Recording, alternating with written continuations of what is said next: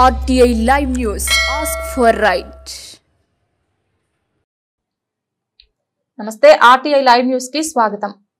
ఆంధ్రప్రదేశ్ రాష్ట్ర మాజీ ముఖ్యమంత్రి వైఎస్ జగన్మోహన్ రెడ్డి ఆదేశాల మేరకు యూత్ విభాగం మరియు విద్యార్థి విభాగం ఆధ్వర్యంలో నిర్వహించనున్న యువత పోరు కార్యక్రమానికి అమలాపురం కలెక్టర్ కార్యాలయం వద్దకు వెళ్తున్న కొత్తపేట నియోజకవర్గ యూత్ విభాగం మరియు విద్యార్థి విభాగం వారిని జెండా ఊపి ప్రారంభించిన డాక్టర్ బిఆర్ అంబేద్కర్ కోనసీమ జిల్లా అధ్యక్షులు చిర్ల జగ్గిరెడ్డి.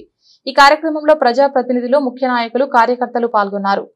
కోనసీమ జిల్లా మరియు కొత్తపేట నియోజకవర్గ ప్రజలకు, యువతకు, విద్యార్థి విభాగం అందరికీ కూడా నా నమస్కారములు.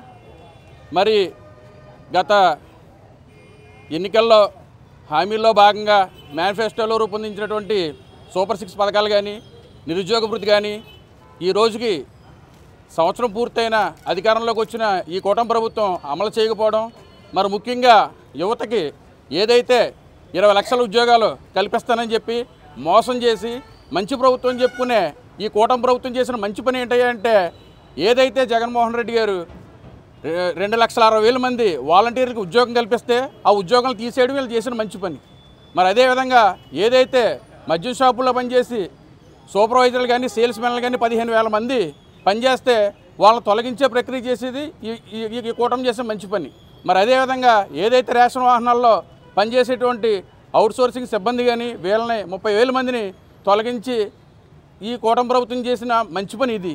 మరి అటువంటి కూటమి ప్రభుత్వం చేసే అరాచకాలు కానీ, ఏదైనా ప్రశ్నిస్తుంటే అక్రమ కేసులు బనాయించడం కానీ ఇటువంటివి చేస్తుంటే మేము యువత అలాగే విద్యార్థి విభాగం తరపున మా ప్రీతం నాయకులు వైఎస్ జగన్మోహన్ రెడ్డి గారు, అలాగే మన జిల్లా పార్టీ అధ్యక్షులు చిర్ల జగ్గిరెడ్డి గారు ఆధ్వర్యంలో యువత విద్యార్థి విభాగం పెద్ద ఎత్తున ఉద్యమాలు చేపడతామని చెప్పి, మరి అదేవిధంగా నిరుద్యోగ భృతి ఏదైతే 3,000 రూపాయలు ఇస్తానని చెప్పి ప్రకటించకపోవడం వల్ల ఈరోజు అమలాపురం కలెక్టరేట్ వద్ద కలెక్టర్ గారికి వివిధ డిమాండ్లతో కూడిన నివేదిక అందజేస్తామని చెప్పి తెలియజేసుకుంటూ అందరికీ నమస్కారం. జై జగన్, జై చిర్ల.